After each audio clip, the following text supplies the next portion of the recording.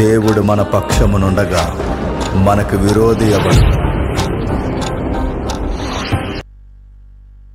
దయచేసి చిన్న మనవి, ఆ చీకట్లో దూరంగా ఉండిపోయిన వారందరూ ఈ ఖాళీ ప్రదేశానికి రండి. ఆ లోపల కూర్చున్న వాళ్ళు కూడా బయటకు రండి. నాకు ఫేస్ యూ ఉంటే చెప్పడానికి బాగుంటుంది. మీరు కూడా కొంచెం వీలైతే ఇలా జరగండి. ఇదంతా ప్రార్థన చేసే లోపు చేయండి. ప్రార్థన.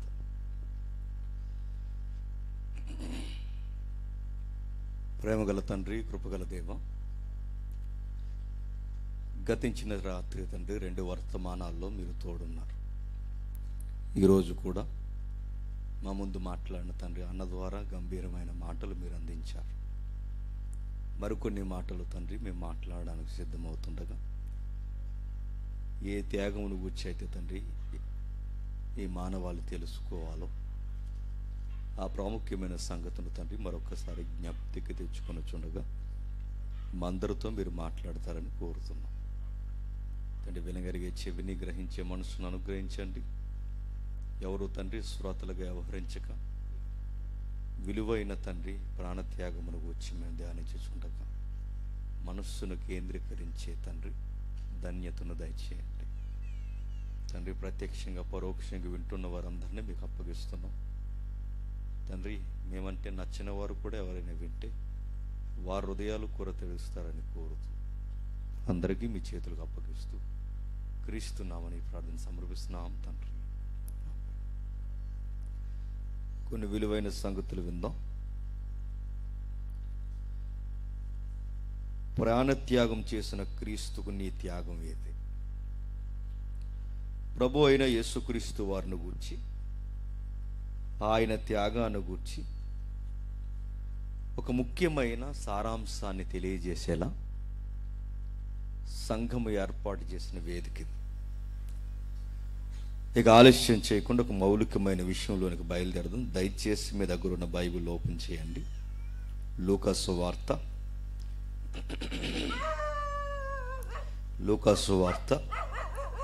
23వ అధ్యాయం. లూకాసు వార్త 23వ అధ్యాయం 42-43 వచన. ఆయనను చూసి నీవు నీ రాజ్యములోనికి వచ్చినప్పుడు నన్ను జ్ఞాపకము చేసుకో అనెను. అందుకైన వానితో నేడు నీవు నాతో కూడా పరదేశులో ఉందువని నిశ్చయముగా నీతో చెప్పుచున్నానని. ఆగుతా. కొన్ని వచనాలు సుపరిచితంగా మనకు అనిపిస్తాయి. కొన్ని వచనాలు మనకు తెలుసులే అనే ధీమా పొద్దు వ్యవహారంలా మన మనస్సు మనకు ప్రేరేపిస్తుంది. కొన్ని వచనాలు మనం చూస్తుంటే తెలుగు వచ్చి గనక టక చదువుతాం. కానీ కొన్ని వచనాలు ఏంటో మరి ఎన్నిసార్లు వాటి చుట్టూ మన పరిశోధన ప్రారంభించినా ఒక నిగూఢమైన సత్యాలు అక్కడ మనకు కనబడతాయి. అలాంటి వచనం ఇదొకటి. ఏం రాయబడింది ఆ వచనాలంటే ఒక క్రిమినల్ ప్రొఫైల్ రికార్డ్ చేయబడింది అక్కడ. ఎవరు ఆ క్రిమినల్స్ అంటే మినిమం అక్యూజర్స్ 3 మెంబర్స్ ఉన్నారు అక్కడ. అందులో నెంబర్ 1 ముద్దాయి మాట్లాడుతున్న వారుగా కనబడుతున్న ఆయన ఉన్నాడు. నెంబర్ 2 ముద్దాయిగా మరొక వ్యక్తి ఉన్నాడు. నెంబర్ 3 మరొక వ్యక్తి ఉన్నాడు. ఈ ముగ్గురు వేరు రకరకాల నేరారోపణలో పట్టబడిన వారు సిలువకు మాత్రం అప్పగింపబడింది ఒకే దిక్కున. అంటే నేర ప్రవృత్తి ఇద్దరికి ఒకలా ఉంది, నేర చరిత్ర మోపబడిన వ్యక్తి ఒకలా ఉన్నాడు. అయితే వాళ్ళ మధ్య సంభాషణ జరుగుతుంది. కొంచెంసేపు ప్రభు అనే మాటను పక్కన పెడితే నేరస్తులు మాట్లాడుకుంటున్నారు. నేరస్తులు మాట్లాడుకుంటున్నప్పుడు వారు మాట్లాడుకునే విషయాలు సహజంగా నేరాల గురించే మాట్లాడుకోవాలి. ఇప్పుడు నేరాలు చేసిన తర్వాత చాలామంది అనుకుంటారు తీసుకెళ్ళి వారిని లోపల పడేస్తే మారతారనుకుంటారు. కొందరు వ్యక్తులు మారతారు, కొందరు వ్యక్తులు ముదిరిపోతారు. ఈ మధ్య కాలంలో ఒరే మీరు చేసిన ఈ దొంగతనానికి ఇంత స్కెచ్ అంతా మీరు ఎక్కడ వేసారంటే లోన వేసామన్నారు వాళ్ళు. లోపలికి వేసారంటే మాస్టర్ ప్లాన్ అంతా. ఒరే మీరు చేసే ఈ దొంగల వ్యవహారానికి మీకు ఇంత మాస్టర్ మైండ్ ఎలా వచ్చిందిరా అంటే లోపలే తెలిసిందన్నారు. లోపలికి వెళ్ళి సీరియస్గా ఏం మాట్లాడుకుంటారు చెప్పనా? సెక్షన్స్ మాట్లాడతారు. లోపలికి వెళ్ళిన తర్వాత ఏం మాట్లాడతారో తెలుసా? వాళ్ళు మాట్లాడే మాటలు నీది ఏ కేసు అని అడగడానికి ముందు సెక్షన్స్ అడుగుతారు వాళ్ళు. అందుకే బయట ఉన్న వారికన్నా లోనున్న వారికి రాజ్యాంగం, ఆర్టికల్స్ బాగా తెలుస్తాయి. వాళ్ళకి లీవ్స్ ఎప్పుడు ఉంటాయి, ఎప్పుడు రిలీజ్ చేస్తారో, జీవోలు ఏంటో అన్నీ చదువుతారు వాళ్ళు. అలాంటి వారు మాట్లాడుకుంటే నేరాలు గూర్చే మాట్లాడుకుంటారు. కానీ ఈ నేరస్తులుగా ఉన్నవారు ఒక విషయాన్ని మాట్లాడుతున్నారట, మరణం తర్వాత విషయాన్ని మాట్లాడుతున్నారు. నేను మాట్లాడుతున్నాను చెప్పండి. అందులో నేరస్తుడుగా కనబడుతున్న ఒక వ్యక్తి ఉన్నాడు. ఆయన్ని మనం నమ్ముతున్నాం. ఆయన మాట్లాడుతూ ఒక మాట అన్నాడు చూడండి, నేడు నీవు నాతో కూడా పరదేశులో ఉందని నిశ్చయముగా చెబుతున్నాను. ఓ మాట అడుగుతున్నాను, ఆయన చెప్పిన మాట నిజమంటారా అబద్ధం అంటారా? చెప్పాలి. నిజమని మీరెలా చెప్పగలరు? ఆయన ఏమైనా మీకు చూడటమా? నేను సీరియస్గా అడుగుతున్నాను.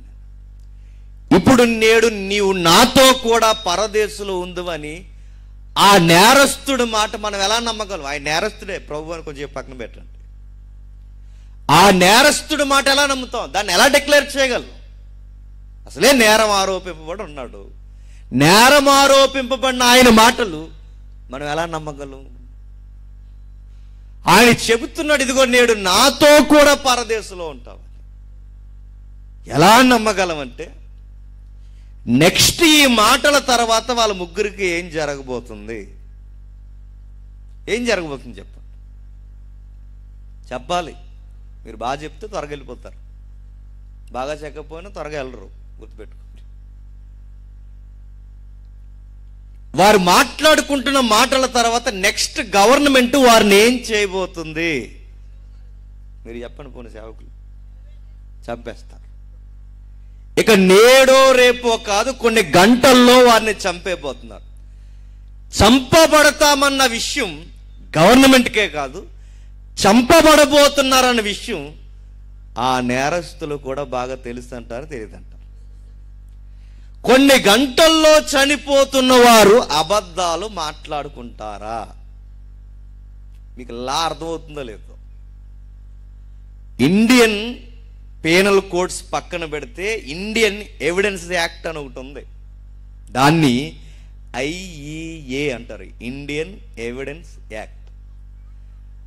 ఒక వాంగ్మూలాన్ని రికార్డ్ చేసేటప్పుడు ఇండియన్ ఎవిడెన్స్ యాక్ట్లో 34 clause 1 అని ఒక సెక్షన్ ఉంటుంది. ఆ 34 clause 1 IEAలో ఒక విచిత్రమైన హెడ్లైన్ ఉంటుంది. ఆ హెడ్లైన్ ఏంటంటే, ఎవరైనా చనిపోయే ముందు ఒక విషయాన్ని చెబుతున్నారంటే దానిని మరణ వాంగ్మూలము అంట. అంటే చనిపోయే వ్యక్తి ఇక చనిపోయే ముందు అబద్ధాలు చెప్పడు అనడానికి ఆ IEA ఆర్టికల్లో లేదా 34వ సెక్షన్లో ఆ మాటను ప్రధానంగా తీసుకుంటారు. అంటే ఇది మన ఇండియాది అనుకోవచ్చు, కానీ ఎక్కడైనా కానీ ఆ రూలే. అంటే ఇప్పుడు ఆయన చనిపోతున్న సమయంలో ఎవరైనా చనిపోతున్నప్పుడు అబద్ధాలు ఆడతారా? ఎలాగూ చనిపోతున్నాం కనుక ఆ చనిపోయేటప్పుడు నిజం చెప్పేస్తారు.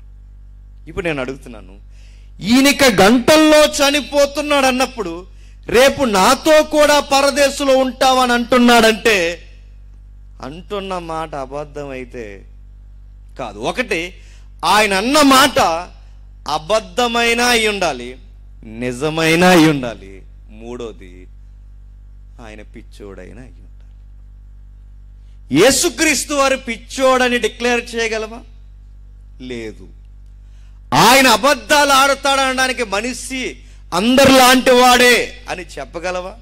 లేదు. ఇప్పుడు మనుష్యుడే, ఒక సామాన్యమైన మనుష్యుడే మరణం ముందు అబద్ధం ఆడనన్నప్పుడు ఈయన మనుష్యుడే కాదు, సాక్షాత్తు దేవుడు. ఇప్పుడు దేవుడు మరణ వాంగ్మూలం ఇస్తున్నప్పుడు లేదా మానవ ఆకారంలో ఆయన చనిపోతున్నప్పుడు అబద్ధం ఆడాల్సిన అవసరం ఆయనకుందా? లేదు.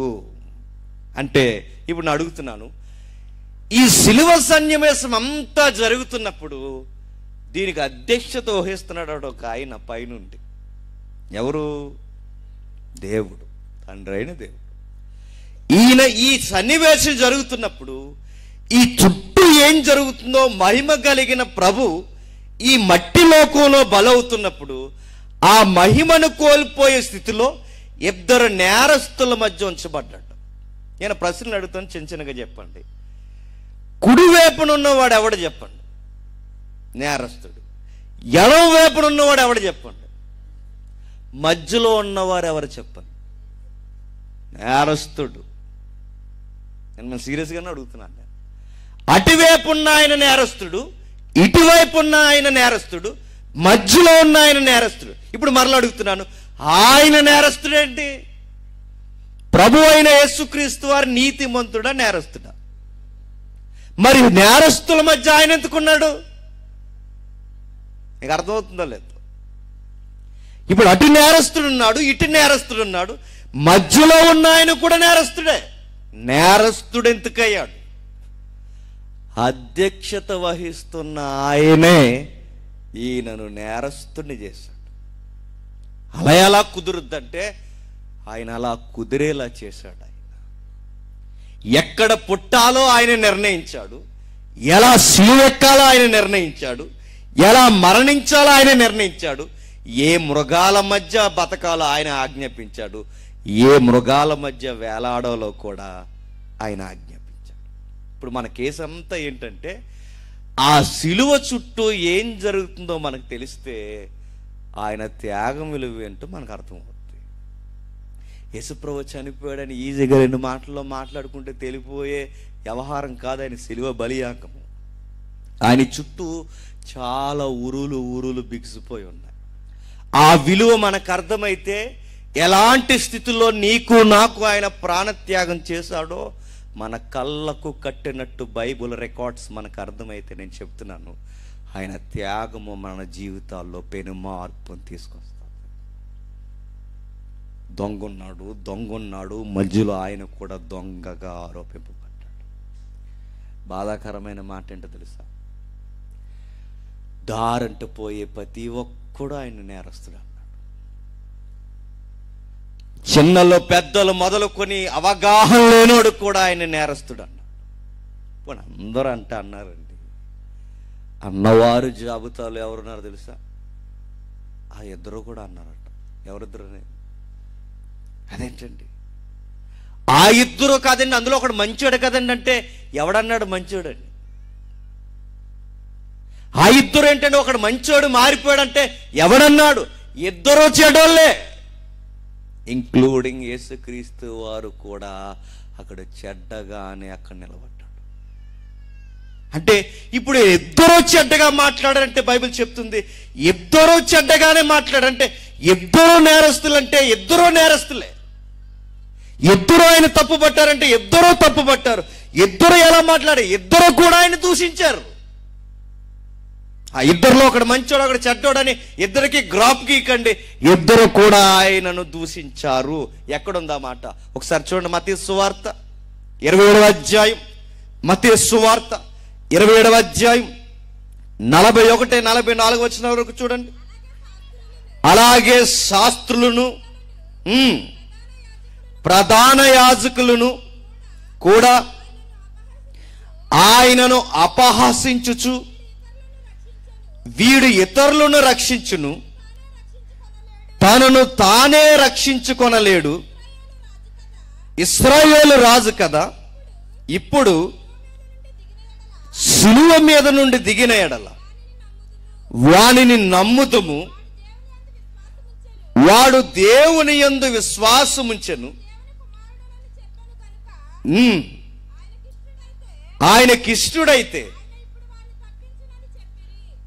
ఆయన వీరిని తప్పించునని చెప్పిరి. ఆయనతో కూడా సిలువ వేయబడిన బందిపోటు దొంగలను అలాగే ఆయనను నిందించిరి. చూసారు? అంటే ఇప్పుడు నిందించిన వారిలో సమానముగా ఆయనతో శిక్షకెక్కుతున్న వారు కూడా ఆయన నేరస్తుడే అన్నారు. అంటే యేసుక్రీస్తు వారిని మెచ్చుకున్న జాబితాలో ఒక్కరు కూడా చెప్పండి లేరు. అంటే ఇప్పుడు ఈ సిలువ మీద ఈ ముగ్గురు వేలాడుతున్నప్పుడు సడన్ గా మన వాక్యాలు అలా చదువుకుంటూ చదువుకుంటూ చదువుకుంటూ చదువుకుంటూ వెళితే నమ్మలేని ఒక పరిస్థితిలో ఒక వ్యక్తిని మనం చూస్తాం. అతడే మారిన దొంగ. నేను అనుకుంటానండి, మారినోడు కుడి వైపునున్నాడో ఎడమ వైపునున్నాడో నాకైతే తెలియదు, కానీ ఒకడు అయితే మారాడు. చాలామంది కుడి వైపునోడు మాడిపోయారు అన్నాడు. మరి వాళ్ళు ఎలా చూసారు ఏటో, అయితే అప్పుడుండి బతికి మళ్ళీ చచ్చిపోయి ఇప్పుడు బతికారు ఏటో తెలియదు. కానీ ఇద్దరిలో ఒకడు మారాడు. ఆ మారిన వాడు ఎలా మారాడు అన్నది విచిత్రం. ఎలాంటి సిచ్యువేషన్లో మారాడు తెలుసా? అసలు ప్రభువు నమ్మడానికి తన స్థితి చాలా ఘోరంగా ఉంది. తన జీవితం దొంగతనాలతో దౌర్జన్యాలతో చివరికి దొంగగా డకైటీ చేసేవాడిగా, గుర్తుపెట్టుకోండి, గవర్నమెంట్ వాడిని అరెస్ట్ చేసింది. తన జీవితం ఒక్కసారే మారిపోయింది. తన గంభీరమైన జీవితం మరణపు అంచులకు వచ్చింది. ఎలాంటి టైంలో నమ్మాడంటే అసలు ఆయన నమ్మడానికి ఇంచు కూడా అవకాశం లేని టైంలో ఆ దొంగోడు నమ్మట. చాలామంది అంటారు మార్రా అని అడిగితే మారతాంలేండి అంట. మార్రా అని అడిగితే ఆ పర్లేదండి, సిలువ మీద దొంగనే దేవుడు రక్షించాడు, మమ్మల్ని కూడా రక్షిస్తాడు. ఆడు సిలువ మీద ఉన్నాడు కాబట్టి రక్షించాడు. నిన్ను సిలువేస్తే అది అప్పుడు మాట్లాడు, అప్పుడు రక్షిస్తాడు. బాప్టిజం తీసుకోవేరా అని అడిగితే ఆ సిలువ మీద దొంగ తీసుకున్నాడు ఏంటంటే అతను సిలువ వేశారు కాబట్టి తీసుకోలేదు. మరి నిన్నే వేశారు? నేను సిలువ వేయలేదుగా. నేను సిలువ వేస్తే తీసుకోకప్పుడు తర్వాతకేసారు. కానీ మనం ఆలోచించేది ప్రతిదానికి ముడి పెడతాం. ఓకే, ఆ ముడి పెట్టేటప్పుడు అతను పొజిషన్ కూడా చూడండి ఒకసారి. ఆయన పొజిషన్ ఎలా ఉందో చూడండి. ఒక్కసారి ఆయన జీవితం మారిపోయింది. అంతవరకు దొంగతనాలతో వరదలిపోయింది. నచ్చిందల్లా తిన్నాడు, నచ్చినట్టల్లా తిరిగాడు, నచ్చిన కోరికల్లా నెరవేర్చుకున్నాడు, నచ్చిన లగ్జరీ లైఫ్ చూశాడు. ఆ లైఫ్ చూస్తూ చూస్తూ చూస్తూ ఉండగా ఒక్కసారి గవర్నమెంట్కి దొరికాడు. ఆ దొరికిన తర్వాత ఆయన జీవితం మారిపోయింది. ఇప్పుడు సరాసరి ఒకటే నిర్ణయం చేశారు, చంపేస్తారంతే.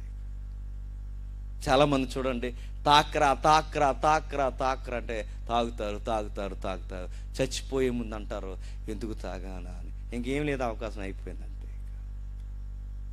తిరక్రా తిరక్రా తిరిగితే నీ దేహాన్ని పాడు చేసి సుఖవేదలు వస్తాయంటే ఇష్టానుసారంగా తిరుగుతారు. ఏదో ఒక రోగం అంటించుకుంటారు. గవర్నమెంట్ హాస్పిటల్కి వెళ్ళడానికి కూడా సిగ్గేసి ముఖానికి తలలకి ముసుగులు కప్పుకొని ఆ మందులు తెచ్చుకుని వేసుకుని బతుకుతున్నారు. చెప్పినంత కాలం అర్థమవుదు, ఈ వ్యక్తికి కూడా అర్థం కాలేదు. మరి ఎప్పుడు అర్థమవుతుందంటే ఇక అయిపోయాడు. అలాంటి టైంలో ఇతను ఎవరూ కేంద్రీకరించలేని టైంలో ఆయన దృష్టి ఆ మధ్యలో ఉన్న వ్యక్తి మీద పడింది. అప్పటి వరకు తిట్టాడు, అప్పటి వరకు మాట్లాడాడు, అప్పటి వరకు ఏలన చేశాడు, అప్పటి వరకు అనేక మాటలు అందరితో పాటు ఆయన కూడా లేనిపోని మాటలు పలికాడు. కానీ ఎందుకో ఆ వ్యక్తి సడన్ గా ఆయన మీద కేంద్రీకరించడం మొదలెట్టాడు. నేను అనుకుంటానండి, మనం ఏమేదో అనుకుంటాం కానీ ఆ వ్యక్తిని అలా మార్చేద్దాం ఇలా మార్చేద్దామని మనం అనుకుంటే మారరండి మనుషులు. ఒకటి సడన్ గా మనం ఊహించలేని టైంలో టక్కుమని మారుతారు. ఎప్పుడైనా మీరు అబ్జర్వ్ చేశారా? ఇడెలా మారిపోయాడండి అంటే ఆడు అలాగే మారిపోతాడు. పెద్ద పెద్ద మీటింగ్లు పెడతాం, ఎర్రగొడతాం, దంచుతాం, వాళ్ళని తీసుకొస్తాం, వీళ్ళని తీసుకొస్తాం, చెబుతాం. మీటింగ్లో మారరు. మీరు ఎప్పుడైనా చూసారు లేదో, సడన్గా మారుతారు. నేను అనుకుంటానండి, ఒక వ్యక్తిని మరొక వ్యక్తి మార్చలేడు. ఒక వ్యక్తిని మరొక వ్యక్తి మాటల చేత మార్చలేడు. మరొక వ్యక్తి ఎలా మారుతాడంటే అది దేవుడు కలగజేసుకుంటేనే మారుతాడు. నేను అనుకుంటాను ఆ సిలువ మీద దొంగ అప్పటి వరకు దూషించాడు. వాడు దూషించిన వాడు సడన్ గా ఎలాగ మారిపోయాడు? దైవం అధ్యక్షత వహిస్తున్న దైవం వ్యక్తులతో కలగజేసుకుంటుంది. అందుకే మార్పు. ఆ మార్పు కూడా మీరు చూడండి. ఆ మారిన వ్యక్తి ఎలాంటి టైంలో మారుతున్నాడంటే ఆయన శత్రువులందరూ ఆయన మీద విజయ కేకలేస్తున్నారు, అయిపోయావు, ఇక నువ్వు దిగలేవు అన్నారు. దారంటే పోయే ప్రతి ఒక్కరు ఏలన చేశారు, శత్రువులు ఏలన చేశారు, ఆయన స్నేహితులు ఆయన వదిలేసి వెళ్ళిపోయారు. ఇంకా జనసమూహం కుమ్మడిగా ఆయన అపహాసం చేస్తున్నారు. ఇంకా దారంటే పోయే ఆడవారు కూడా ఆయన పట్టలేనట్టు చూస్తున్నారు. ఊహలకు పూర్తిగా విరుద్ధముగా ఆయన గూర్చి అనలేని మాటలను అన్నారు. చివరికి ఆయన స్థితి ఎలా ఉందంటే యూదులు అవమానిస్తూ అంటున్నారు, చేతనైతే దిగి రా. ఇంకా మాట్లాడుతున్నారు, ఈ స్థితిలో నువ్వు రక్షించలేనప్పుడు నువ్వు లోక పాపాలను మోసుకొని పోవు, గొర్రె పిల్లవా అని హేళన చేస్తున్నారు. నేను అంటున్నానండి, యేసు ప్రభుని ఇప్పుడు నమ్మి ఇలా కూర్చుని ఇప్పటి వరకు ఈ అర్ధరాత్రి వరకు మీరు ఇక్కడ కూర్చున్నారంటే మనకు హోప్ ఏముంది చెప్పండి? ఆ సిలువ మీద ఉంటే నమ్మండి. మనం ఆయన సిలువ మీద ఉంటే నమ్మం. ఆయన ఎప్పుడు నమ్మని చెప్పండి? తిరిగి లేచాడు కాబట్టి నమ్మం, అక్కడ కూర్చున్నామ్మా. దొంగ ఎప్పుడు నమ్ముతున్నాడు తెలుసా? తిరిగి లేవక ముందు సిలువ మీద ఉన్నప్పుడు నన్ను అడుగుతున్నాను, అసలు ఆ నమ్మకం ఎలా వచ్చింది? అందుకే అంటున్నాను, దైవం కలగ చేసుకుంటే వచ్చింది. ఒకరిని దేవుడు ఆకర్షిస్తే గాని చెప్పండి ఎవరు రాలేడండి. మనం ఎన్ని టెక్నిక్స్ ఉపయోగించినా, ఎన్ని మాటలు మాట్లాడినా, వాడికి ఎన్ని రమ్యముగా చెప్పినా మారరు.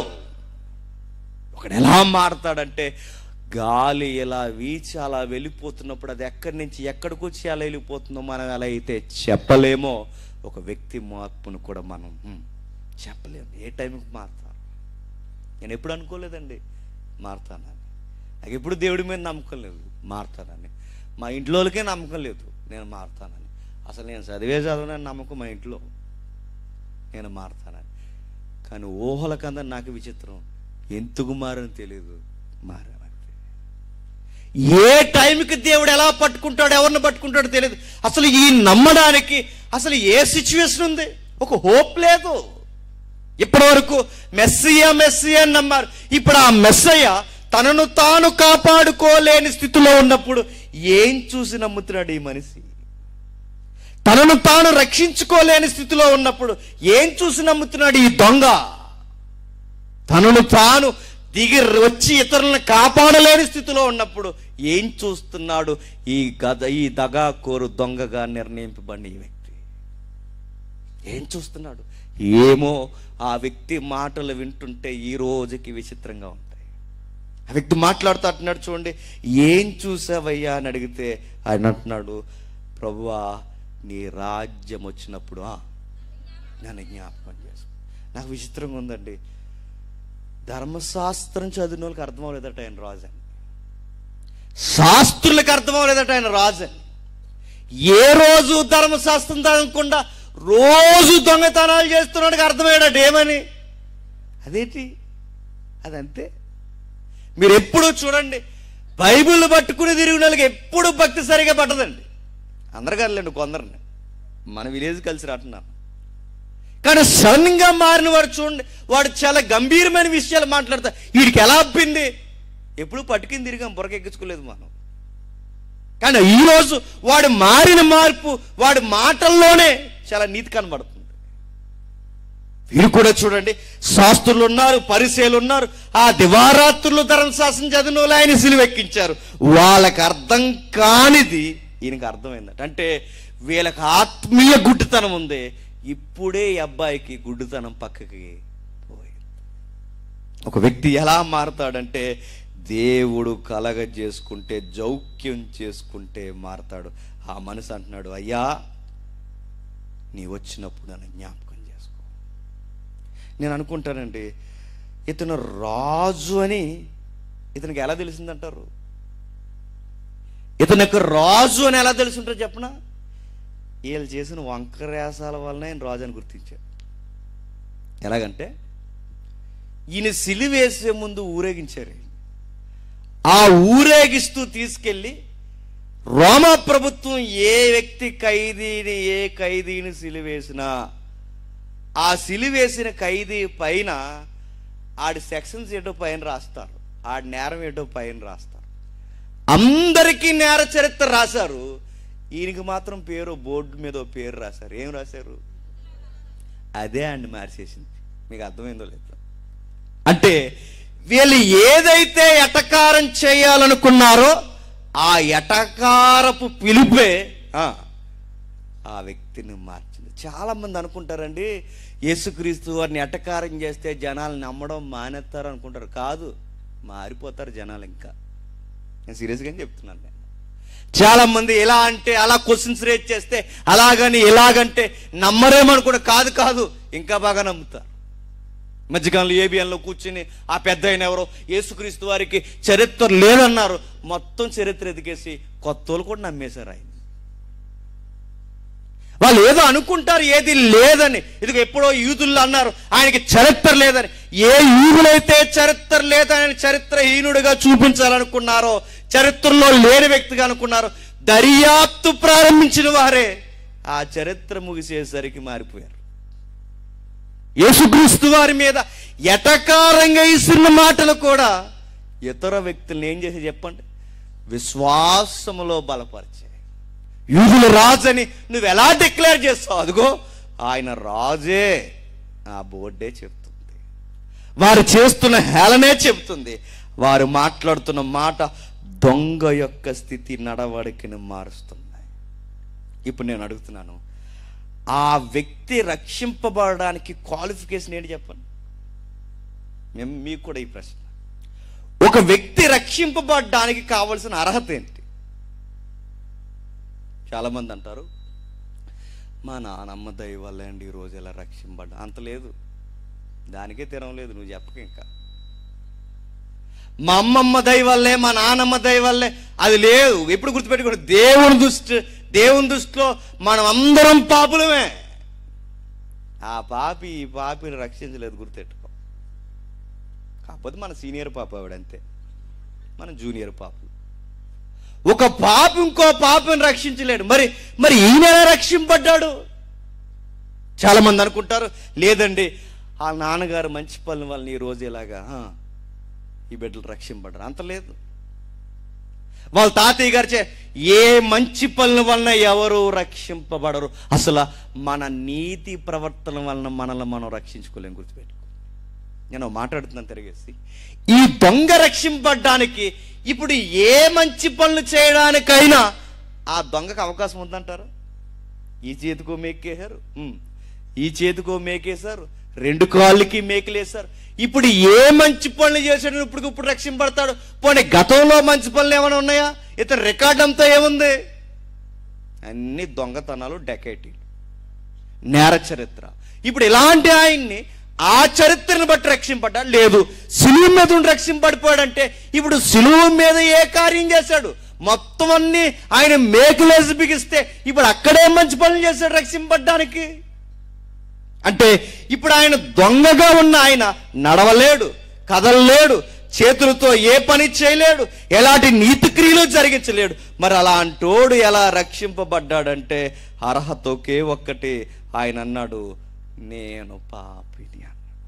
అంటే ఒక వ్యక్తి ఎలా రక్షింపబడతాడు చెప్పండి? పాపులం అని ఒప్పుకుంటే. ఆయన ఎక్కడ ఒప్పుకున్నాడండి అంటే ఆయన ఒప్పుకున్నాడు. ఆయన ఏమన్నా తెలుసా?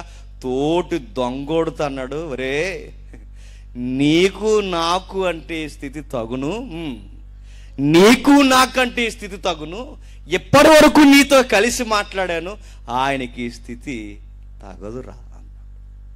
అంటే ఇప్పుడు ఆయన ఎదుట ఈయన ఏమని ఒప్పుకుంటున్నాడు చెప్పండి? నేను పాపిని. అంటే ఒక వ్యక్తి రక్షింపబడాలి అంటే మొట్టమొదటి మెట్టేంటి చెప్పండి? పశ్చాత్తాపం పడాలి. మా నాన్నమ్మ ప్రార్థన చేసిందనో, మా తాతయ్య సేవ చేశాడనో, మా ఇంట్లో సేవకులు ఉన్నారనో, లేదా మా పితరులందరూ క్రైస్తవులనో ఇలా రికార్డులో మనం రక్షింపడం. మనం ఎవరైనా రక్షింపబడాలి అంటే నీతి క్రియలను బట్టో, దాన ధర్మాలను బట్టో, వస్త్రాలు పంచడం వలన ఇవన్నీ కాదు. మనం రక్షింపబడాలంటే సూత్రం ఒకే ఒక్కటేంటి చెప్పండి?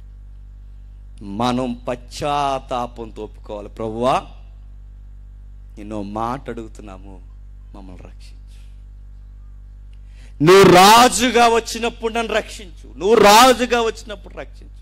నేను అడుగుతున్నాను, రాజుగా వచ్చినప్పుడు రక్షించు అని అడుగుతున్నాడంటే ఈయన వస్తాడని బలంగానే నమ్ముతున్నాడు అన్నమాట.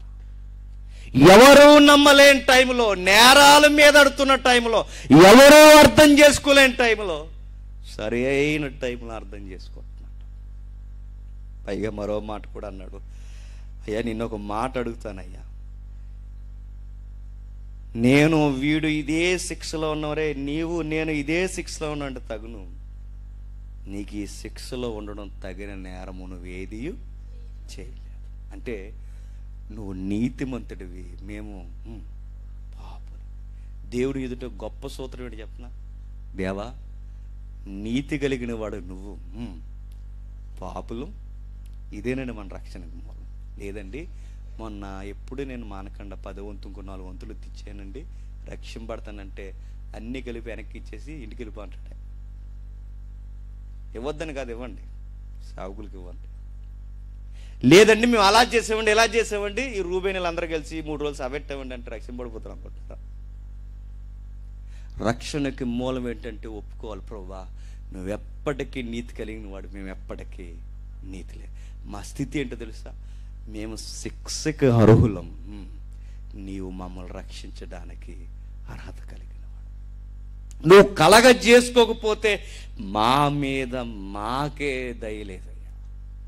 నేను మాట అంటున్నాను, నా మీద నేనే నేరం మోపుకున్నా. నా మీద నేరం రోమ ప్రభుత్వం మోపడం కాదు, నా మీద నేరం ఇతరుల మోపడం కాదు, నా మీద నేరం ఎవరెవరో మోపడం కాదు ప్రభువా.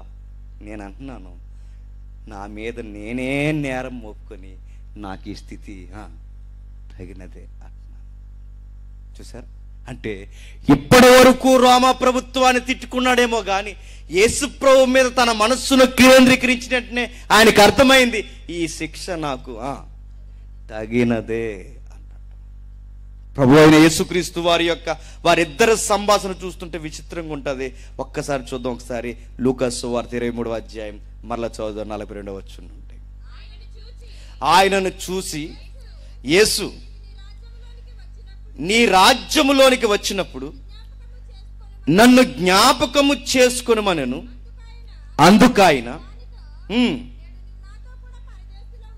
నీవు నాతో కూడా పరదేశులో ఉందువని నిశ్చయముగా నీతో చెప్పుచున్నానండి. ఒక మాట అడుగుతున్నాను, చెప్పండి. నన్ను జ్ఞాపకము చేసుకో అన్నాడు. ఎవరు జ్ఞాపకం చేసుకోవాలట? నన్ను జ్ఞాపకం చేసుకో. నేను అడుగుతున్నాను, ఇంకా అబ్బాయిని ఇంకెవరో జ్ఞాపకం చేసుకునే వాళ్ళు లేరా? స్నేహితులు లేరంటారా? స్నేహితులు అంటే ఒంటరిగా ఎంతకాలం వదిలేస్తారు? ఎప్పటి వరకు స్నేహితులు చెప్పండి. నీకేమీ జరగకపోతే అందరూ స్నేహితులే. నీకేదన్నా జరిగిందో ఒక్కడు తుపాకీ దెబ్బ కనబడితే ఒట్టు, గుర్తెట్టుకో. నువ్వు ఆ స్నేహితుడు ఈ స్నేహితుడు పరిగెట్టావో ఆ స్నేహితులని వదిలి పారిపోతారు. వాళ్ళ నాన్న చెప్పాడు, నేను మాట్లాడుతుంటే ఎల్లకరా ఎల్లకరా ఎల్లకరా ఎల్లకరా ఎల్లకరా అని చెప్పాడట. చెప్పా చేయకుండా స్నేహితులతో తిరగడం మొదలెట్టాడట. ఆ మొదలెట్టిన స్నేహితులు వాళ్ళతో ఎల్లకరాల ప్రొఫైల్ మంచిది కదరా అని చెప్పాడట. పర్లేదు నాన్న అని వెళ్ళారట. ఆ వెళ్ళిన తర్వాత ఆ కూడా తిరుగుతున్నప్పుడు ఆ కూడా ఉన్న సర్కిల్ ఒక విషయంలో పోలీసులు దొరికితే ఈ నుదిలేసి అందరూ పారిపోయారు. చేసిందల్లా వాళ్ళు, దొరికేసింది వీడు. ఆ తర్వాత తీసుకొచ్చి అడిగారు, ఒరే ఇంకా ఎవరు ఉంటారు కదంటే వాళ్ళందరూ వచ్చి అన్నారట, ఆడు మాకు అంత క్లోజ్ ఫ్రెండ్ ఏం కదండి, జస్ట్ క్లాస్మేట్ అంతే అన్నారు. ఈ స్నేహితులు ఎలా అంటారో తెలుసా, ఆడు దొంగతనాలు చేసిన రోజులు కూడా తిరుగుంటారండి. ఆడు దొంగతనాలు చేసి బాగా పంచిన రోజులు కూడా తిరుగుంటారండి.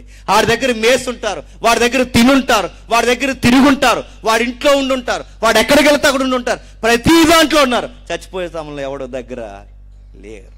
ఇంకో నిన్న మొన్న చనిపోయారు రాకేష్ మాస్టర్ అని ఒక ఆయన. చాలా మంది శిష్యులు ఉన్నారు ఆయనకి, చాలా మందికి గురువుగా ఉన్నాడు ఆయన.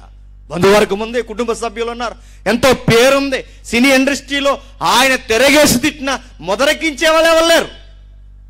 అంతున్నా ఆయన చనిపోయే సమయానికి ఒక్కడ దగ్గర లేడు. ఆ వీడియో చూస్తుంటే బాధేసింది. చివరికి ఆయన వస్త్రహీనుడిగా పడిపోతే ఆయన మానాన్న గప్పే మనిషి కూడా లేడు. రక్తపు విరోచనాలై చనిపోయాడు, తాగి చనిపోయాడు, బాధలు తట్టుకోలేక చనిపోయాడని కొందరు, తాగి చనిపోయాడని. కానీ విషయం ఏదైనా ఆయన చనిపోతున్నప్పుడు ఒంటరిగా చచ్చిపోయాడు. సినిమాలు బాగా ఉన్నప్పుడు అందరు చుట్టాలు ఆయనకి, స్టార్టమ్ ఉన్నప్పుడు అందరు చుట్టాలు ఆయనకి, ఆయన స్థితిగతులు బాగున్నప్పుడు 6 రోజులకి 40,000 రెంట్ ఇచ్చిండేవాడు, అందరు చుట్టాలు ఆయనకి. కానీ చచ్చిపోయే సమయం ఎవడో లేడు ఆయన దగ్గర. ఈయనే కాదు, నువ్వే కాదు, నేనే కాదు, ఆ శిలువ మీద ఉన్న దొంగ అయినా చూడండి, చనిపోయే సమయానికి ఎవరు లేరు. అందుకే దీనంగా అడుగుతున్నారు, ఇక నన్ను ఎవరో జ్ఞాపకం చేసుకోరు, నా స్నేహితులకి నేను జ్ఞాపకం ఉండను ప్రభువా. చివరికి ఇదిగో నేను కట్టుకున్న దానికి కూడా నేను ఈ స్థితిలో జ్ఞాపకం రాను. ఇది ఏడుస్తారు, 3 రోజులు మర్చిపోతారు నన్ను, నా పిల్లలు మర్చిపోతారు, నా తోబుట్టులు మర్చిపోతారు, నా కష్టాన్ని తిన్న నా స్నేహితులు మర్చిపోతారు, అందరూ మర్చిపోతారు. మరమని వాడివి ఎవడైనా ఉన్నారంటే నువ్వెప్పుడు, అందుకు అడుగుతున్నాను, నువ్వు నన్ను జ్ఞాపకం చేసుకో.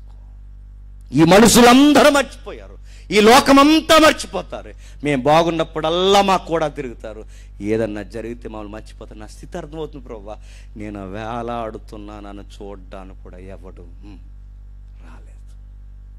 నువ్వు మర్చిపోనివాడివని, జ్ఞాపకాల్లో ఉంచుకునేవాడివని అడుగుతున్నాను, నన్ను జ్ఞాపకం చేసుకో. ఎప్పుడు జ్ఞాపకం చేసుకోమన్నాడండి?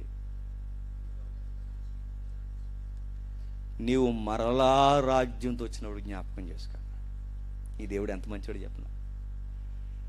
నువ్వు మరలా రాజ్యంతో వచ్చినప్పుడు నీ రాజ్యంలో, లేదా నీవు అప్పుడు జ్ఞాపకం చేసుకుంటే, మరలా వచ్చినప్పుడు అంటే మరలా తిరిగి లేచి ఇదంతా జరిగినప్పుడు, రాజ్యముతో వేవేల దూతల పరివారంతో వచ్చినప్పుడు అప్పుడు జ్ఞాపకం చేసుకొని, ఆ నూతన యుగంలో జ్ఞాపకం చేసుకొని అడిగితే ఈ దేవుడు ఎలాంటి చెప్పినా, అప్పుడు వరకు వద్దు, రేపే మన ఇద్దరం కలిసి ఉందాం అన్నాడు. అంతే,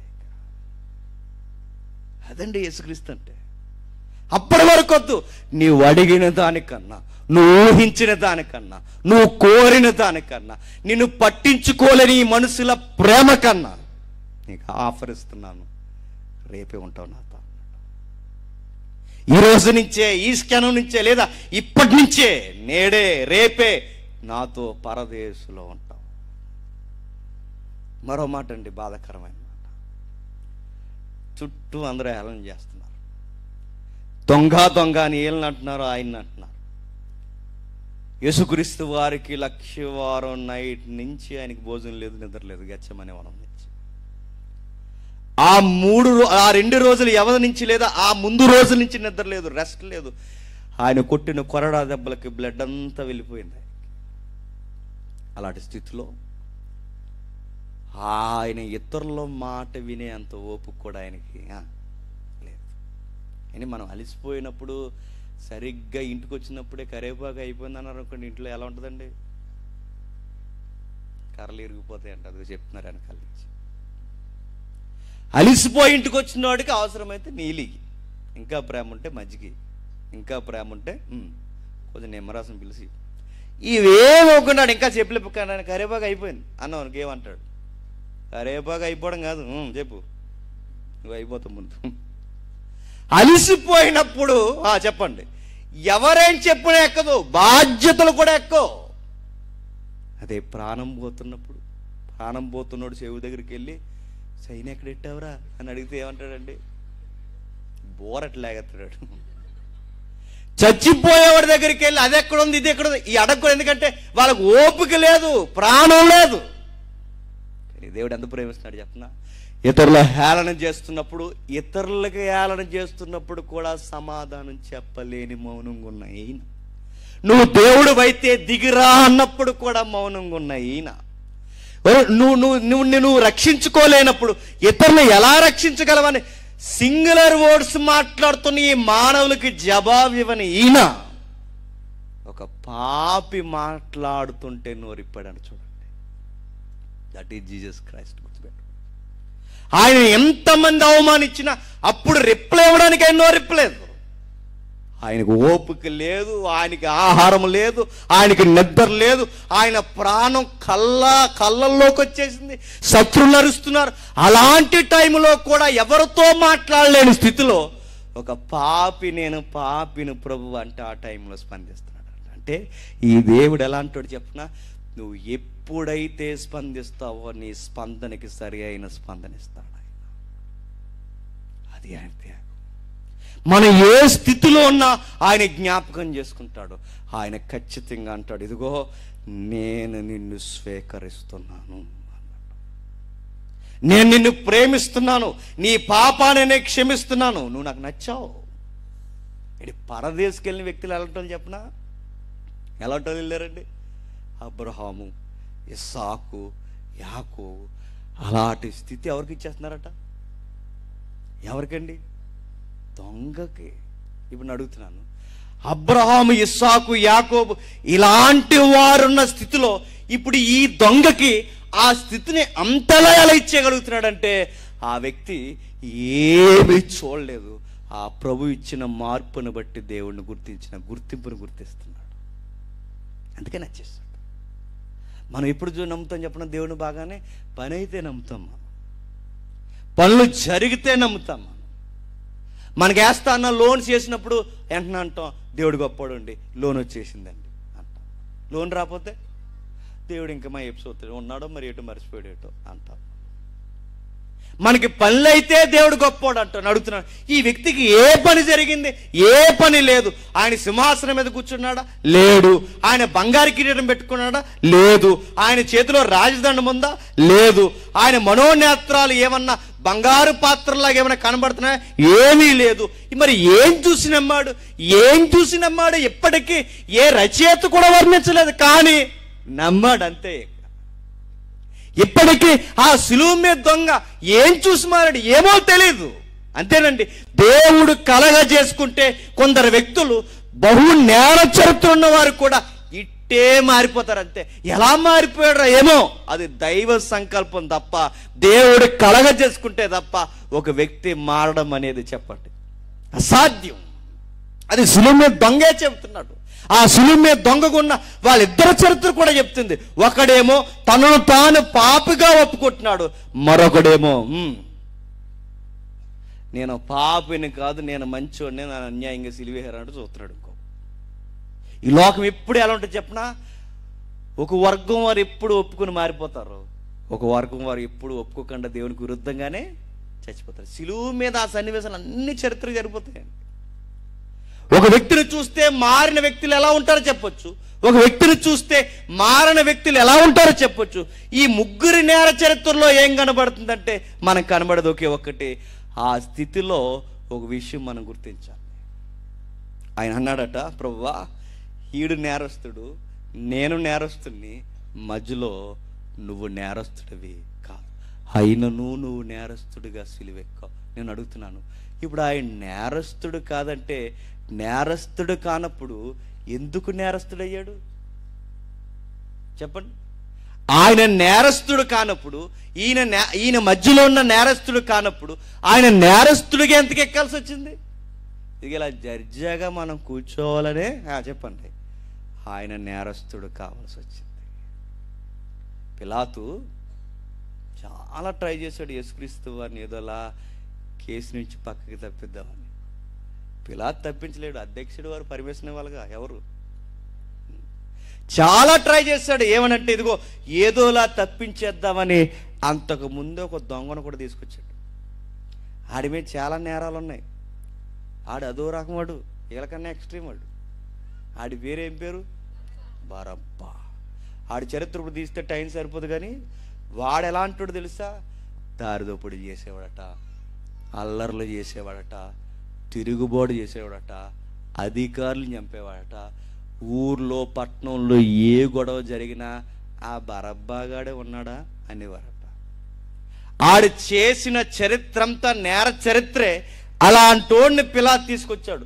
పిలాతు ఎందుకు తీసుకొచ్చాడంటే రాత్రి అలా ఆవిడ చెప్పింది, ఆ రాత్రి జరిగిన సన్నివేశం చెప్పింది, ఇదిగో ఆ నీతిమంతుడి జోలికి పోకు.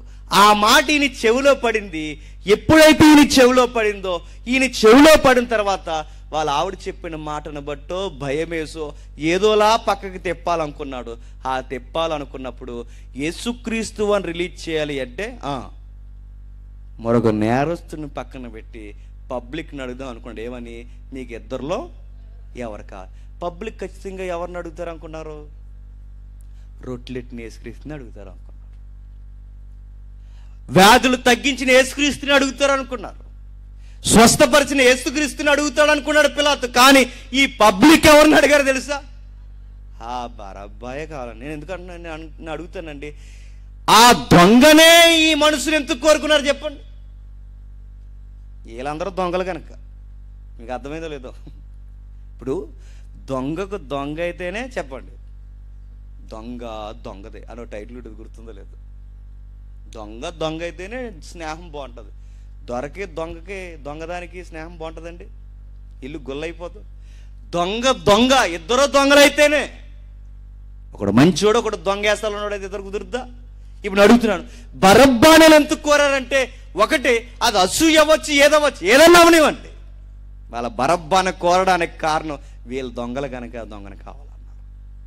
నేను మాట్లాడుతున్నానండి, పిలాతు అడిగాడు ఆ రోజు, నేను రెఫరెన్స్ తీయట్లేదు, మరి ఏం చేయమంటారు అని అడిగారు. ఏమన్నారండి పబ్లిక్? సిలువేయమన్నారు. ఇప్పుడు మన సాంగ్ అవుద్దా? సిలువేయమన్నారు. ఏమేయాలట? సిలువే. అడుగుతున్నానండి, ఒక్కసారి 2000 సంవత్సరాల క్రితం వెనక్కి వెళ్తాం.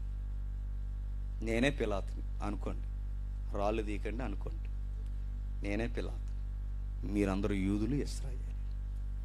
యేసుక్రీస్తు వారితో ఎవరిని పోల్చడానికి లేరు కాబట్టి అనుకోండి అక్కడ ఉన్నాడు. యేసుక్రీస్తు వారు ఎక్కడ ఉన్నారు? బరబ్బా గారు ఎక్కడ ఉన్నాడు? బరబ్బానే కావాలని అడిగారు. ఇప్పుడు యేసుక్రీస్తు వారి గురించి ప్రశ్న అడుగుతున్నాను, ఈయనని ఏం చేద్దాం అని అడుగుతున్నాను నేను. ఇప్పుడు మీరు అందరిలో యూదులు, ఇశ్రాయేలు, ఏమంటారు చెప్పండి? పోనీ ఈ తరం మీరే అనుకోండి, మీరు యూదులు కాదు, ఇశ్రాయేలు కాదు, మీరు క్రైస్తవులు. ఇప్పుడు సరాసరి మిమ్మల్ని తీసుకెళ్ళి పిలాతు ముందు పెట్టాను. నేనే పిలాతుని నేను అడుగుతున్నాను, యేసుక్రీస్తు వారిని ఏం చేద్దాం? వదిలేద్దామా, సిలువేద్దాం? చెప్పాలి. ఎందుకు వేస్తారు సిలువ? చెప్ప. నేను మిమ్మల్ని అడుగుతున్నా, యేసుక్రీస్తు వారిని ఏం చేస్తారు? మీరు క్రైస్తవులు అయితే చెప్పండి. ఇప్పుడు ఈయన సిలువేద్దామా, వదిలేద్దామా? మనకు నచ్చని మాట మన నోటంటే పలకాల్సింది సిలువ వేయ. ఎందుకో చెప్పనా? ఆయనను సిలువ వేయకపోతే ఈ లోకానికి రక్షణ లేదు. ఈ రోజుకి పిలాతు ముందు మనం ఉన్నా, ఆ యూదుల గుంపులో ఉన్నా, ఆ బరబ్బానే మనం కోరుకోవాలి, మనకు నచ్చకపోయింది. ఎందుకంటే ఆడు అచ్చు మనలాంటోడే. ఆ శిలువ మీద దొంగ, అటువైపు దొంగ, ఇటువైపు దొంగ. మరి మధ్యనున్న ఆ దొంగ స్థానం ఎవరిదంటే, ఇదిగో కనబడుతున్న ఈ దొంగలైన మనందరి స్థానం అదే. అందుకే ఆయన దొంగ అయ్యాడు. అంటే ఇప్పుడు మనం దొరలం అవడానికి, మనం నీతిమంతులం అవడానికి మన పక్షాన పాప అయింది ఎవరు చెప్పండి? ఆయన. ఆ నీతిమంతుడు త్యాగం చేశాడు కనుక కుర్చీలో కూర్చున్నారు మీరు. ఆ నీతిమంతుడు త్యాగం చేశారు కనుక ఈ రోజుకి బతికి బట్టగట్టే బరకాల మీద కూర్చున్నాం. ఆ నీతిమంతుడు త్యాగం చేశాడు కనుక ఈరోజు నిలబడి 4 మాటలు మాట్లాడగలుగుతున్నాను. ఆయనే గనక కలగజేసుకుని ఆ స్థానం తీసుకోకపోతే ఆ శిలువ మీద దొంగే కాదు చెప్పండి, ఈరోజు నువ్వు నేను కూడా మాట్లాడుకోవడానికి అసలు మనకు ఉనికి కాదు కదా, ఆధార్ కార్డు కూడా లేదు మనకి. ఆయన త్యాగం చేశాడు. ఆయన మన కొరకు త్యాగము చేశాడు కనుక శిష్యులందరూ ఏం చేశారో తెలుసా? ప్రభువా, నువ్వు చేసిన త్యాగానికి మాకు అర్థమైపోయింది, నీ త్యాగానికి మేము బానిసలను తప్ప ఇంక మేమేమీ చేయలేము. పాపులం. ధర్మశాస్త్రం జరుగుతున్నప్పుడు నీతిమంతుని అనుకున్నాను, కానీ పౌలను నిన్ను చూసేసరికి నాకు అర్థమైంది, నా స్థితిని నేను చూసుకున్నప్పుడు నాకు అర్థమైంది, పాపులందరినీ లైన్లో నిలబడితే ఆ పాపుల్లో ప్రధాన పాపిని నేనే ప్రభువా. దొంగకు కూడా అర్థమైంది, ఆ పక్కనోడికి అర్థమలేదు, కానీ ఇతనికి అర్థమైంది. అప్పటి వరకు అందరి దృష్టిలో అతను కూడా అనుకుంటున్నాడే నన్ను అన్యాయంగా సిలివేస్తున్నారని.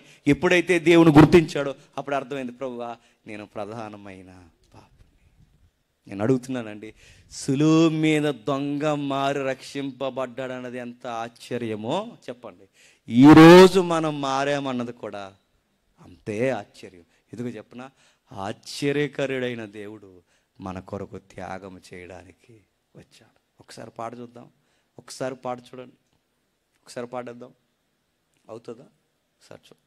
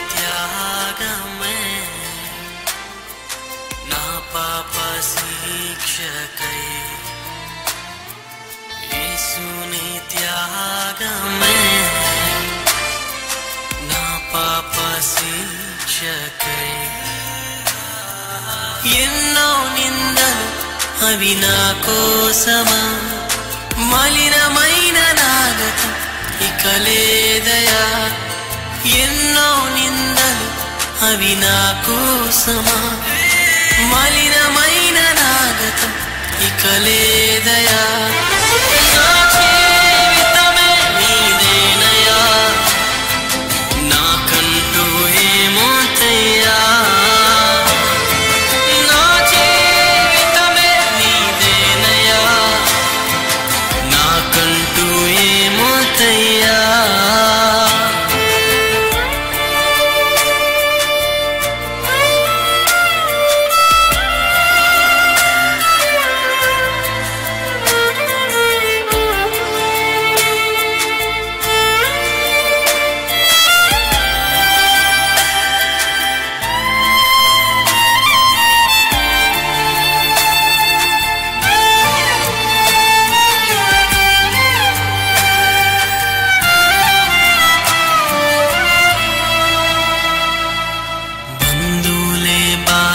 చెడబాసిన నా వారే నన్నే అమ్మేసిన, బంధువులే బాధించెడబాసిన నా వారే నన్నే అమ్మేసిన, స్నేహితులే చూడనట్టు వెళ్ళిపోయినా, నన్ను ఒంటరిని చేసి రాళ్ళు రూపినా, స్నేహితులే చూడనట్టు వెళ్ళిపోయినా, నన్ను ఒంటరిని చేసి రాళ్ళు రూపినా, నా జీవితమే నీదేనయా, నాకంటూ ఏమోతయ్యా, నా జీవితమే నీదేనయా, నాకంటూ ఏమోతయ్యా.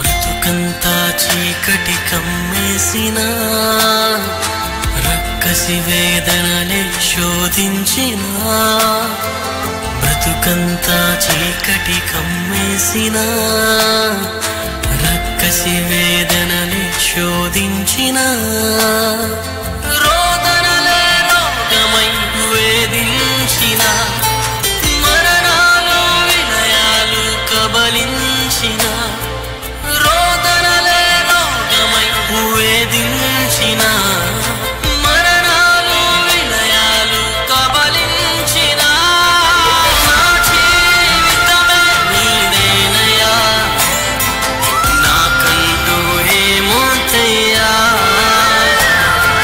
నా జీవితమే నీదేనయా, నాకంటూ ఏమోతయ్యా.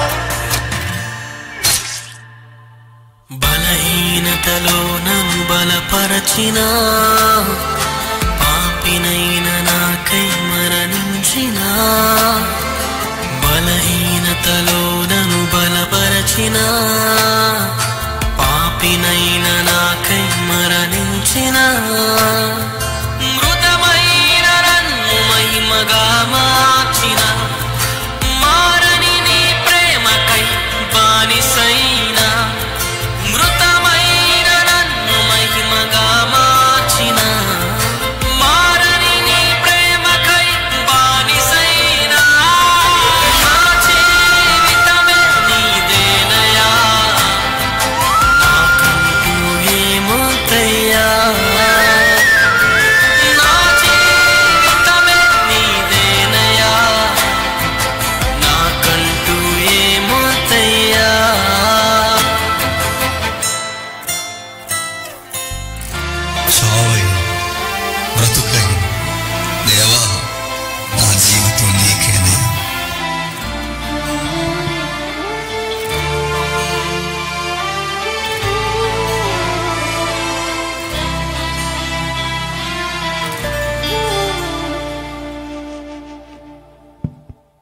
లూకా సువార్త ముగించుకుందాం. లూకా సువార్త 23వ అధ్యాయం 43వ వచనం.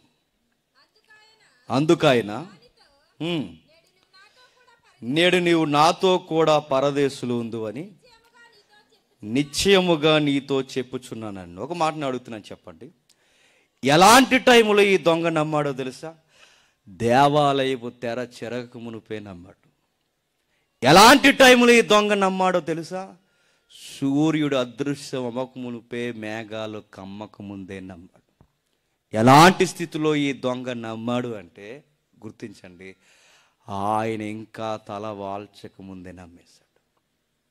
అంటే ఏ అద్భుతాలు లేనప్పుడే సిలువ మీద చూసి నమ్మాడు.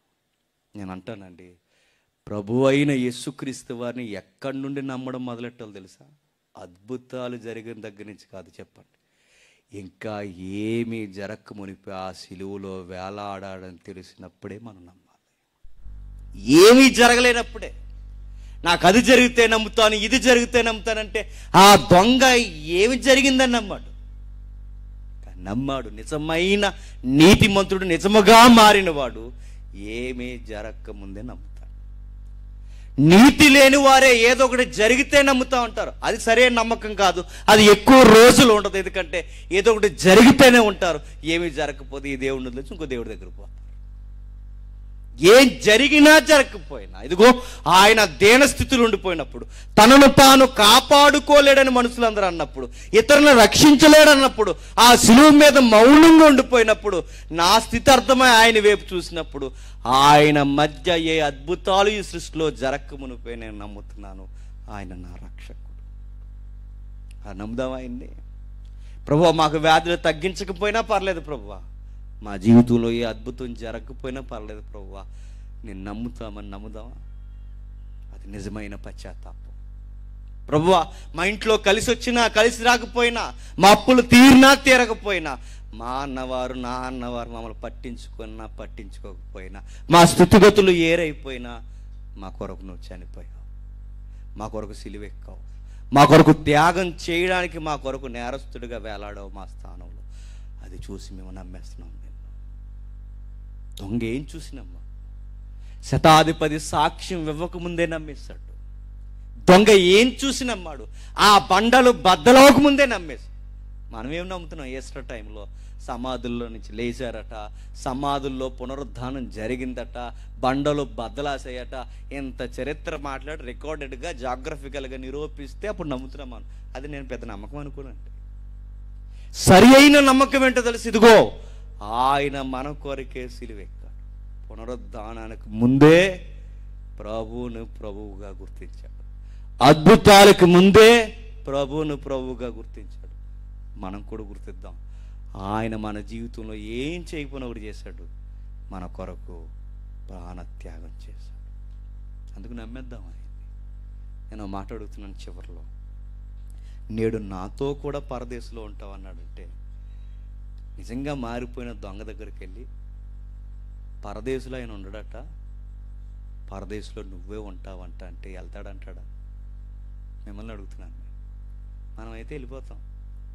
ఎవరు లేకపోయినా పర్లేదు ప్రభువా, నువ్వు లేకపోయినా పర్లేదు, మమ్మల్ని పంపే అంటాం. కానీ నిజంగా మారిన భక్తులు, పరలోకం కూడా మాకు ఎప్పుడు అందంగా ఉంటుందంటే నువ్వు ఉంటేనే మాకు అంతం.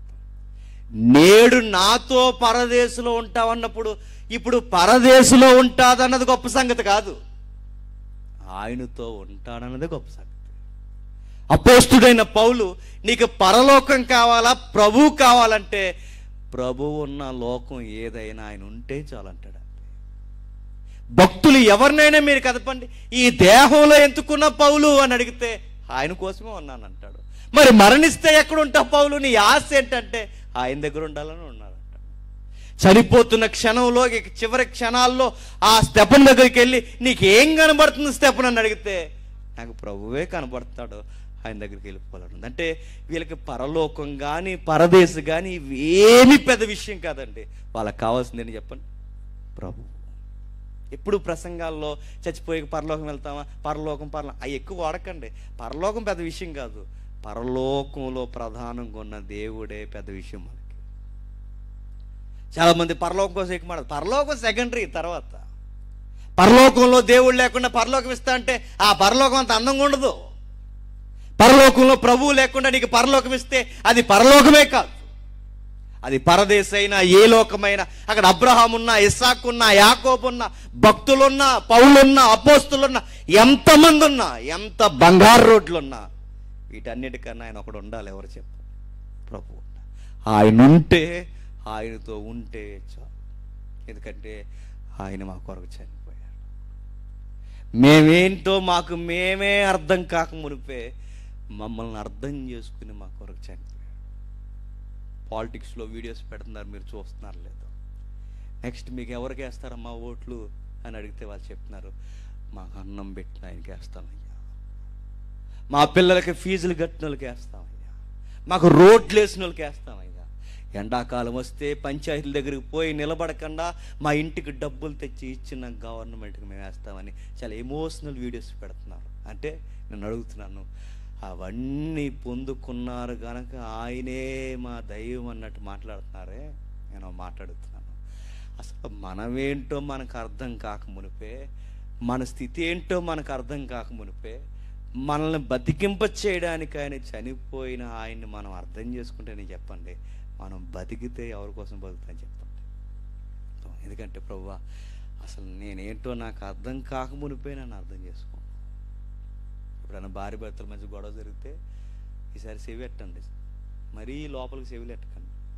కొన్ని విలువైన మాటలు ఉంటే అక్కడి వరకు పెట్టండి. వాళ్ళు మాట్లాడుకున్నప్పుడు అంటారు, అండి మీ అమ్మ ఏమన్నా పర్లేదండి, మీ నాన్న ఏమన్నా పర్లేదండి, ఈ ఆడబడుసులు ఏమన్నా పర్లేదండి, కానీ మీరేమి ఎందుకో చెప్పిన మీ కొరకు నేను అన్నీ వదిలి వచ్చేసాను. నేను మీ కొరకు అన్నీ వదిలొచ్చాను కనుక మీరేమనకండి. ఏంటి ఈ త్యాగం మనకు అర్థమైతే, అన్నీ వదిలొచ్చిన దాన్నే ఏమనకూడదని ఈ ప్రేమ మనకు అర్థమైతే, మన కొరకు నిజంగానే అన్ని వదిలొచ్చేసాడు. ఈవిడేం వదిలిందో లేదు, తర్వాత సాయంత్రం పూట వీడియో కాల్ చేస్తున్న తర్వాత విషయం. ఈ నిజంగానే వదిలేచ్చాడు. ఏం వదిలేచ్చాడు తెలుసా? చివరికి తన తండ్రి అయిన దేవుని చెయ్యిని కూడా వదిలేశాడు. ఒక్కడ త్యాగం, ప్రాణమే కదండి, సింహాసనం వదిలేశాడు, నిత్యత్వాన్ని వదిలేశాడు, పరలోకం వదిలేశాడు, తండ్రి చెయ్యిని వదిలేశాడు, నా కొరకు ప్రాణం వదిలేశాడు. ఇంకేం వదిలేదు చెప్ప? ఇన్ని వదిలేసిన ఆయన అన్నాడు, ఇంకా మాకేమిస్తావయ్యా అంటే, చనిపోతే మీరు నేనున్న ఉనికిలోకి వచ్చేస్తానన్నారు. నేనున్న ఉనికిలోకి, నా ముఖ దర్శనం చూసే ఆ దర్శనంలోకి మిమ్మల్ని తీసుకెళ్ళిపోతానన్నాడు. ఎంత చేస్తే నేను అడుగుతున్నాను, ఆయన ప్రాణత్యాగం ఆ సిలువ మీద మన ముందు అలా కదిలితే చాలండి. పెద్ద సువార్త ఏం అవసరం లేదు మనకి, అది చాలు మనం మారిపోవడానికి. సిలువ మీద ఏం చూసి మారిపోయావు అయ్యా దొంగ అని అడిగితే, ఆ దొంగ నీతిమంతుడై మనల్ని అందరినీ అన్నాడు. ఆయన అలా మౌనంగా వేలాడుతుంటేనే నేను మారిపోయాను అన్నాడు. అంతే. ఈసారి సిలువని చూస్తే మీకు ఏం అర్థం అవ్వాలి చెప్పనా? అలా కొట్టారా, పక్కలో పొడిచారా, బల్లుతో పొడిచి, ఇవన్నీ తర్వాత. ప్రభువా ఆ స్థితి మా కోసమే నీకు వచ్చింది, అది చాలండి, అది చూస్తే మారిపోతాం. ఎలా మారిపోతాం తెలుసా? ఆయనగా మనం గుర్తించినప్పుడు దైవం మనతో కలగజేసుకుంటుంది. ఆ త్రిత్వం కలిగిన దేవుడు మనతో మమేకం అవుతాడు. తండ్రి, కుమార, పరిశుద్ధాత్ములు ఒక పాపిని మార్చడానికి ముమ్మరమైన ప్రయత్నం చేస్తారు. వారు ముమ్మరమైన ప్రయత్నం చేస్తారు. ఒక ఆయన నీ కొరకు అలా బలవుతున్నాడు, ఒక ఆయన అధ్యక్షత వహిస్తున్నాడు. నీ హృదయాన్ని ఒక్కసారి గ్రహింపులోకి వస్తే ఆ హృదయంలోకి పరిశుద్ధాత్ముడు వచ్చి నీలో పెను మార్పుని తీసుకు. ఎందుకంటే ఆత్మ ఎప్పుడు ఎవరిని ఎలా మార్చుతుంది ఎవరికి తెలియదు. ఆ దొంగను అలాగే మార్చేశాడు. ఈ సభల్లో మారుతారో ఎక్కడ మారుతారో మనకు తెలియదని, కానీ ఏదో ఒక రోజు ఖచ్చితంగా మనసులో చెప్పండి మారుతారు. కొన్ని దిక్కులన ఎన్ని గంభీరమైన ప్రసంగాలు చెప్పినా మారు. కొన్నిసార్లు సామాన్యంగా అలా మాట్లాడి వెళ్ళిపోతాం, కానీ మారిపోతారు. నేను అనుకుంటాను, అంత డెప్త్ మెసేజ్ చెప్పినప్పుడు మారలేదు ఎవడని, ఏమీ చెప్పకుండా వెళ్ళిపోయి ఎలా మారిపోయారంటే, మార్చింది నేను కదా, ఎవరు చెప్పాను? ఆ దేవుడు కలగ చేసుకున్నాడు. మనకు ఏరియాలో కోనసీమ వెళ్తే రాత్రి కూడా వచ్చాడు, తమ్ముడికి అక్కడ ఉండుంటాడు. ఆ మెసేజ్ అయిపోయిన తర్వాత దగ్గరకు వచ్చి ఏడుస్తున్నాడు.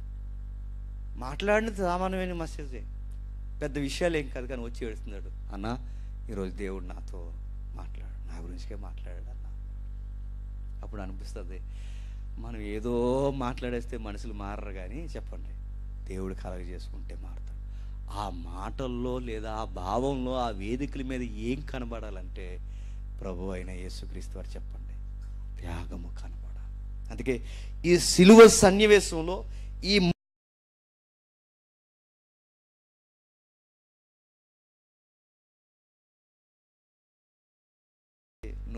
నువ్వు నేను అక్కడ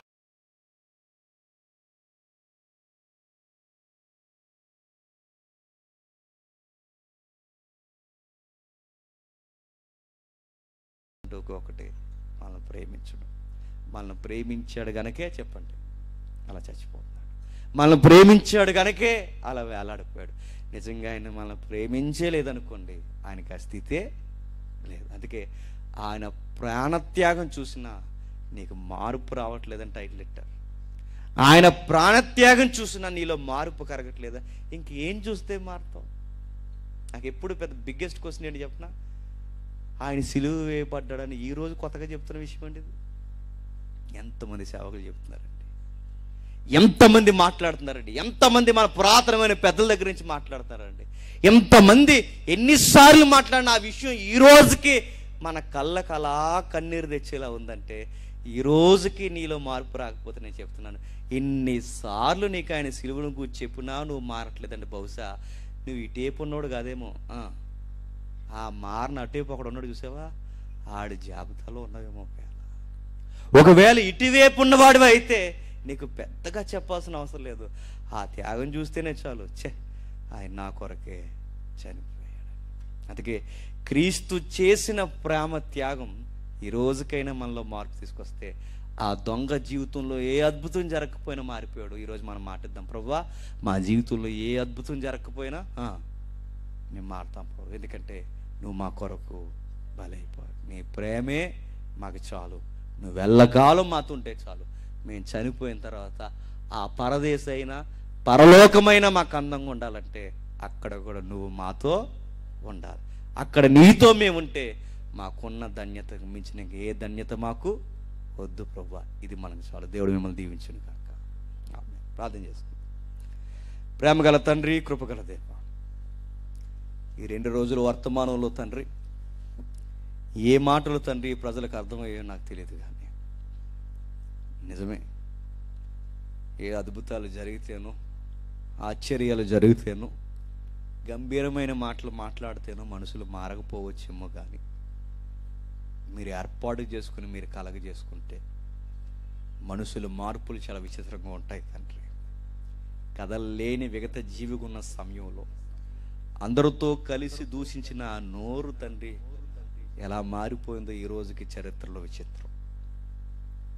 ఆయన ప్రేమను ఎలా చూడగలిగాడో విచిత్రం తండ్రి. దివారాత్రులు ధర్మశాస్త్రం ఎరిగిన వారు ఆయన్ని రాజుగా చూడలేకపోయారు. ఏ రోజు ధర్మశాస్త్రం చదవని ఈ దొంగ తండ్రి ఆయన రాజుగా చూశాడు. వీళ్ళ మనోనేత్రాలు మూసుకుపోయాయి, ఈయన మనోనేత్రాలు తెరవబడ్డాయి.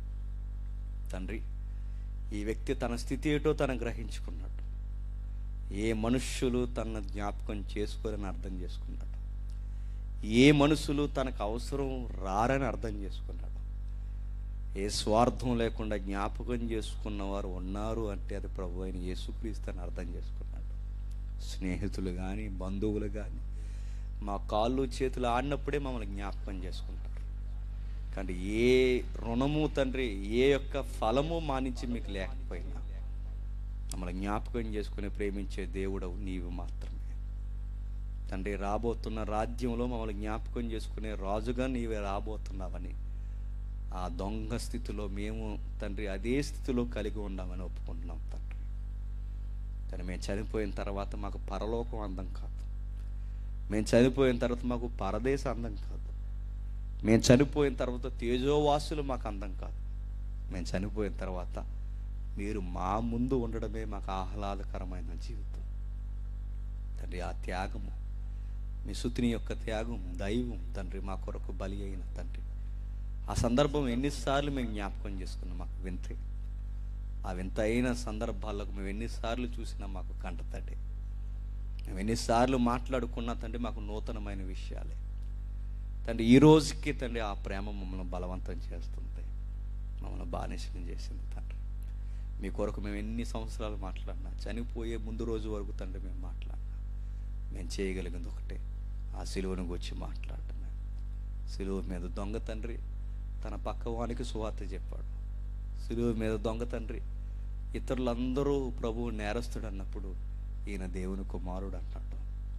సిలువ మీద ఆయన చూసి అందరూ నీతిమంతులుగా ఫీల్ అవుతున్నప్పుడు నేను పాపినని ఒప్పుకున్నాడు తండ్రి. ఎవరో రాజుగా ఆయన గుర్తించలేనప్పుడు ఆయన రాజుగా చూశాడు. అలాంటి మనోనేత్రాలు మాకును దయచేయండి తండ్రి.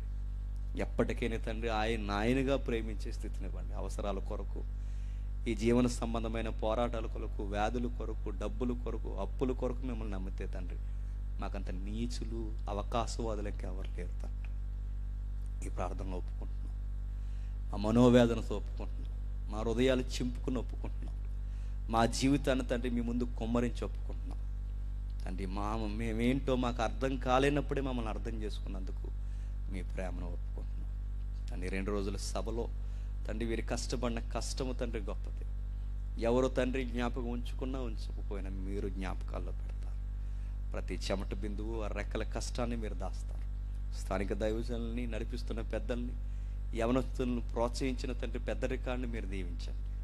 యవనస్తులను ఇంకను తండ్రి పురుకొలుపుతూ, ఇంకా మారని తండ్రి వంకర జనం ఎవరైతే ఉన్నారో వారందరినీ మార్చడానికి ఈ సిలువ వార్తను ఇంకను వెదజల్లండి తండ్రి. పరోక్షంగా ఈ మాట్లాడిన వారు ఎవరైనా ఉంటే వారికి జీవిత విలువ తెలియచేయండి. మొదట మాట్లాడిన తండ్రి మా ప్రియులు సహోదరులు అన్నను బట్టి ప్రార్థిస్తున్నాం. ఆరోగ్యమును, శక్తిని దయచేసి ఆయన పరిచర్యను ఇంకనూ విస్తరింప చేయండి. మాలాంటి వారికి ఇంకనూ మాదిరికరమైన, దీవెనకరమైన తండ్రి గొప్ప పరిచర్యను తండ్రి ఆయన ద్వారా కూడా జరిగించండి తండ్రి. ఆయనకి సహకారులుగా మాకు సహకారులుగా ఉన్న సహోదరులు జ్ఞాపకం చేసుకోండి. ఈ ప్రేమానురాగాలతో మమ్మల్ని ఇంకనూ తండ్రి ఊరేగించండి తండ్రి. మీ చిత్తమైతే ఇంకనూ నిగూఢమైన సంగతులు ఈ లోకానికి బోధించడానికి మరొకసారి మాకు అవకాశాన్ని దయచేస్తారని కోరుతూ, మా శత్రువులను, మా మిత్రులను అందరినీ మీకు అప్పగిస్తూ, అన్ని విధాలుగా మీకు లొంగిపోతూ క్రీస్తు నామని ప్రార్థన సమర్పిస్తున్నాం తండ్రి. ఆమేన్, ఆమేన్, ఆమేన్.